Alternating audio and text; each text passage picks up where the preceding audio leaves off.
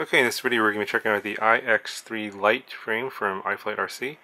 And this is a TrueX frame for 3-inch props. It's 145 millimeters motor to motor, 103 millimeters side to side and front to back.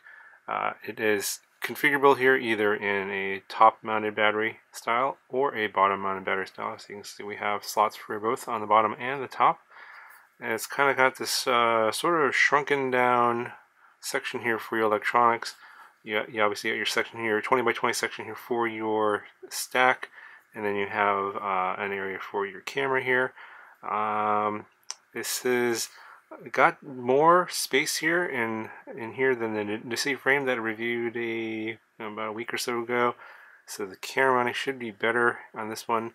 You got a 3mm bottom plate. The carbon on here is very, very nice, chamfered on the edges, clean.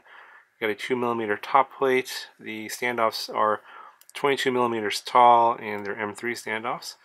The hole pattern here is a 9mm hole pattern, so you're gonna be restricted to motors that use that hole pattern. Any of the really big motors like the 1306, 1407, those kind of motors that use the 12mm hole pattern will not work on this frame. That's why they kind of built this as a light frame, and they're marketing it as a light frame. So smaller motors like the 110X series, things like 1304, 1404, that have the 9mm hole pattern will work. I'm actually going to transfer parts over from this previous build, the Ekatainu frame here. This has the Brother Hobby 1402 motors that happen to use the 9mm hole pattern, and I was flying this on 3-inch props before, so it should be pretty easy, straight over swap for the parts. And I'm going to be obviously going from a bottom mount style on this type of frame to the top mounted battery style on this one. See what the flight characteristics are like on this setup here. I've filmed this before, and you've seen a couple of videos on this one before, so if you're interested in those videos, I'll put cards in the corners to those. But I'm going to go ahead, I'll transfer the parts over, and we'll see what this looks like, and we'll get a weight measurement, and I'm going to take this for a fly. Okay, so here it is with all the parts moved over. It didn't take very long at all, and I didn't have to do any kind of desoldering at all whatsoever. I did use my cloth tape here in the arms to hold the motor wires down.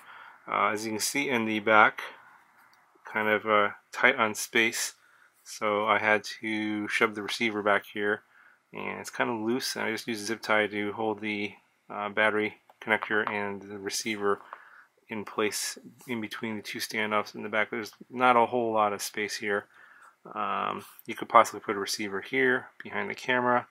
That's another possibility if you have a longer antenna, and then maybe if you have like a XM Plus, you could put the antennas on the arms here on some zip ties. But I just moved over everything that was on the other frame exactly as it came. I didn't change any of the parts over, so it's all the same parts. I put a complete list of the parts in this build if you want to duplicate it in the description below. But yeah, it looks pretty good. Let's get a weight measurement. Okay, so I don't know how much it weighed on the other frame. You'll have to check the other video for that, but for this frame, all the parts coming in at 92.3 grams.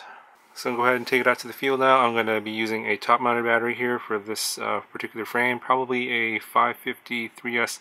And if you want to know what battery I'm using, I'll put that in the description below as well.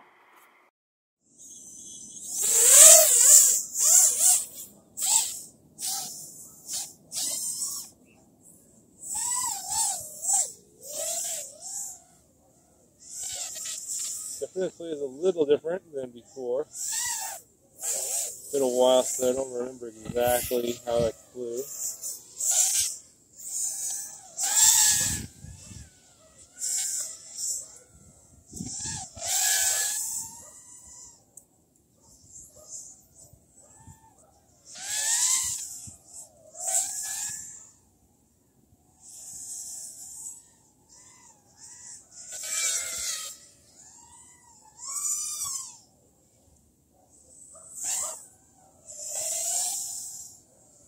And not a whole lot of difference between the old frame and the new frame, although the balance is definitely a little bit different on the top mount versus the bottom mount.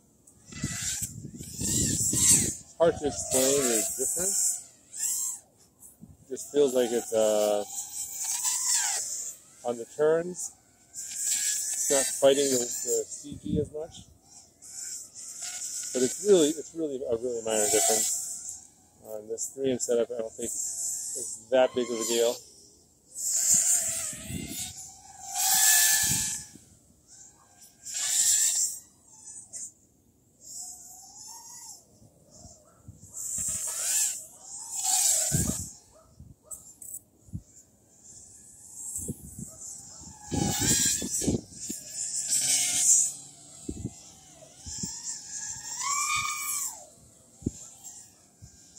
Yeah, it's still about the same as before in terms of speed and agility and performance.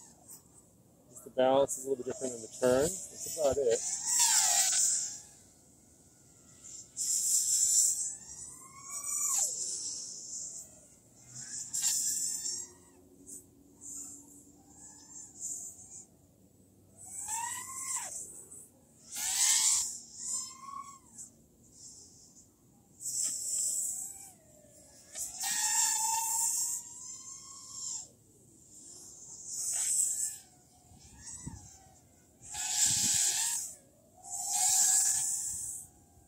Overall, I would say this frame's a pretty nice flyer. No complaints about the frame at all.